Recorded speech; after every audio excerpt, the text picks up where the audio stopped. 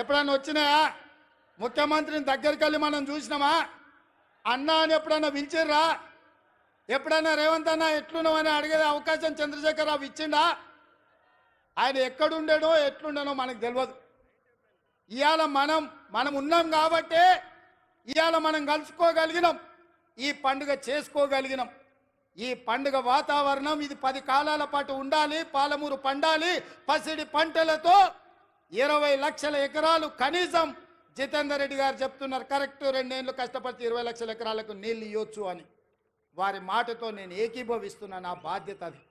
వెనక్కి మళ్ళీ చూడని 20 లక్షల ఎకరాలకు పాలమూరు జిల్లాలో నీళ్లు పారించే వరకు గ్రీన్ ఛానల్లో నిధులు విడుదల చేయించి సాగునీటి పారుదల శాఖ మంత్రి, మీకు తెలుసు కదా ఉత్తమ్ కుమార్ రెడ్డి గారు, ఆయన ఏ ఊరు అల్లుడో తెలుసా?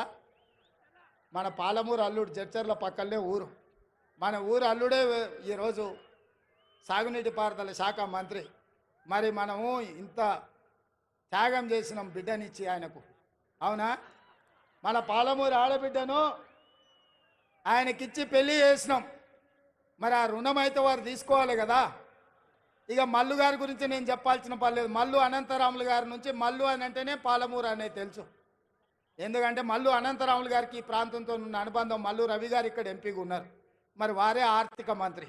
మీ పెద్దన్న జాతీయ నాయకుడైనా, మీ రెండో అన్న పార్లమెంటు సభ్యుడైనా వీళ్ళు గుండెల్లో పెట్టి చూసుకున్నారు. మల్లు బట్టి విక్రమార్క గారు, మీరు సంతకం పెట్టేటప్పుడు జర ధైర్యంగా 2 సంతకాలు ఎక్స్ట్రా పెట్టుర్రు.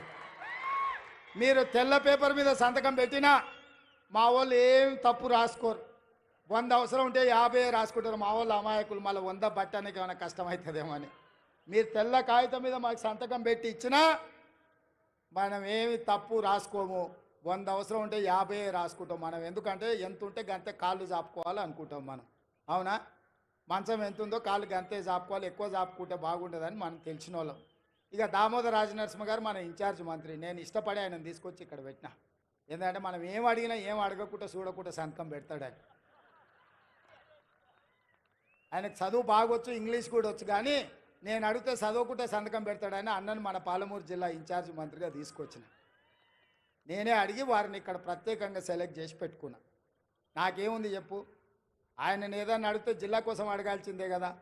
అందుకే మీరందరూ వేదిక మీద ఉన్న పెద్దలందరికీ పెద్ద ఎత్తున సప్పట్లు కొట్టి మనకు అన్నీ ఇవ్వాల్సిందిగా, వెనకాల ఉన్నోళ్ళు కూడా, ఆఖరికి ఉన్నోళ్ళు కూడా మీ సప్పట్లే వాళ్లకు మన విజ్ఞప్తి. ఎందుకంటే మీరు ఒక్కరొక్కరు కలిసి చెప్పలేరు. అందరు గట్టిగా నిలబడి సప్పట్లు, అందరు నిటారుగా నిలబడి వాళ్ళకు సప్పట్లు కొట్టండి అన్న. మా వాళ్ళ ఆలోచన, మా వాళ్ళ ఆకాంక్ష, 70 ఏళ్ళ మా కష్టం. తప్పట్లు కూడా కొట్టండి. డప్పు లేవానే మా మాదిగ సోదరులారా, డప్పు సప్పుడు వినిపించాలి, గట్టిగా వినిపించాలి. మన జిల్లానే మాదిగోళ్ళ జిల్లానే, కొట్టూరి గట్టిగా. ఎందుకంటే వాళ్ళకి ఎప్పుడైనా సంతకం పెట్టే ముందు మీ సప్పట్లు వినిపించాలి, మీ డప్పుల మూత వినిపించాలి, వాళ్ళ గుండెల్లో సంతోషం పరవళ్ళు తొక్కాలి. పాలమూరు